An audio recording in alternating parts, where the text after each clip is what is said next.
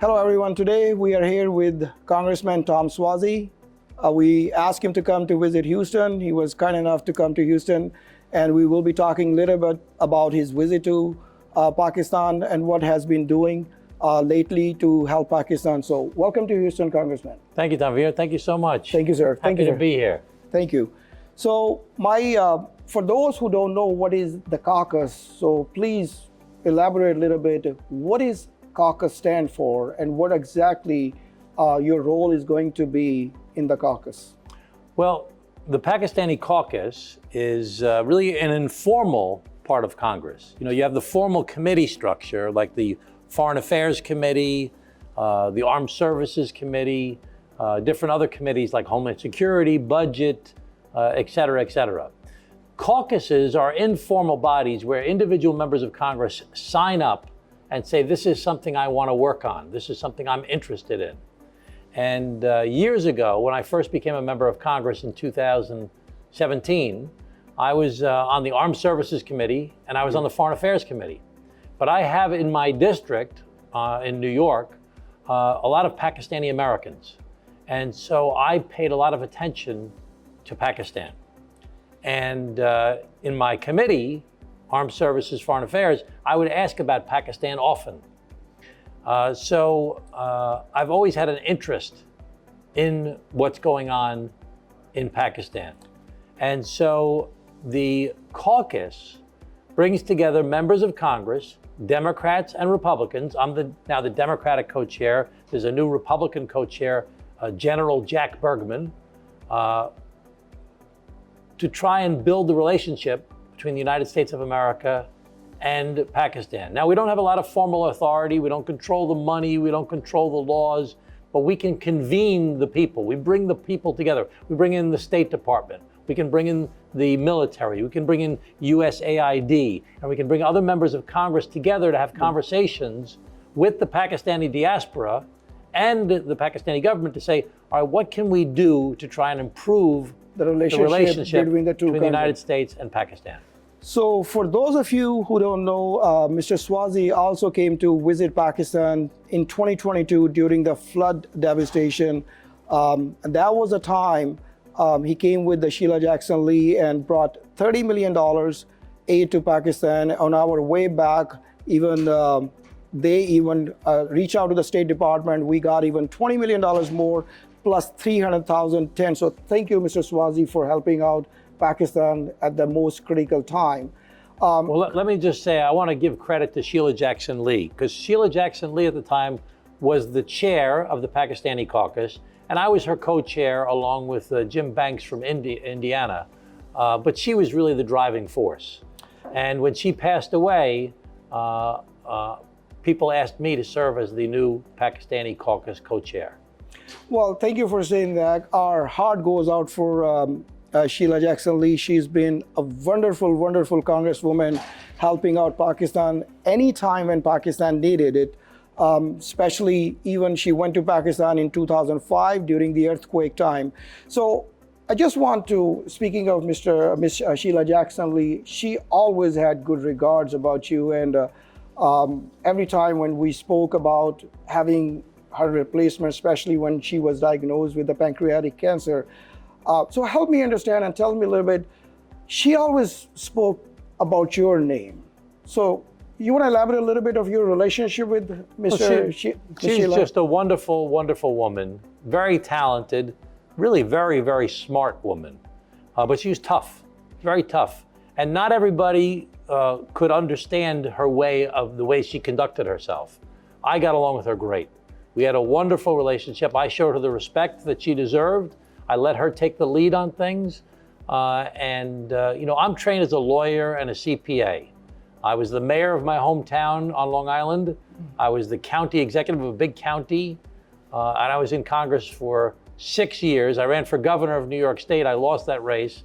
And I was out of politics, but then I came back in a special election. And she and I just had a very, very warm relationship. And just to add a little bit more to it, when I asked her a little bit who would be her replacement as Pakistani caucus chair, she only brought your name up. So I think she has a lot of respect for you. So moving on, how do you see yourself being a Pakistani caucus chair, and how do you play your role developing relationship between Pakistan and United States? Well, the first thing I have to do is gather as much information from as many people as possible to get the different perspectives about Pakistan. You know, the US and Pakistan have a long relationship. It's had a lot of ups and it's had downs as well. And we have to figure out what do we need to do to try and help build that relationship and try and advance Pakistan to have a brighter and stronger future with the help of the United States government. So that brings up my next question, Congressman. I believe what we can do together, especially with the Pakistani diaspora and with the state representatives, we need to work out some sort of a plan where we can bring a little bit of economical stability in the region. In the past, we have created China as a monster. Now we want to make sure that we don't create any other monster, but have a little bit of a balance, economical balance in the region, which will definitely help. As you know, Pakistan has over 62% youth, and youth needs a little bit of job securities. And like we were talking a little bit earlier, you brought up another point that we need to have a little bit more political stability in Pakistan for the US investors to come to Pakistan and start investing. So what I see a little bit even more is Pakistan carries a lot of lithium. I believe there's about 90% of the world's lithium is in Pakistan. And my wishful thinking is, how do we really convince US investors as well as some of those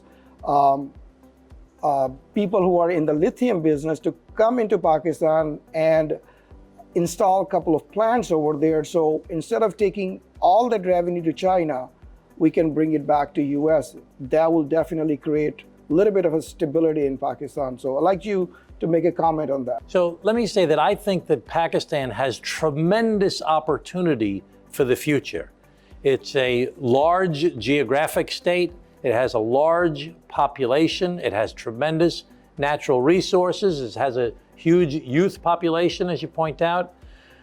But it's not up to the government of the United States of America to make private investment into Pakistan. We need the private sector to invest in Pakistan. We need the private sector in America and other places throughout the world to invest in Pakistan. That's only going to happen if private investors see there as being an opportunity to invest where they're going to make money and there's going to be stability.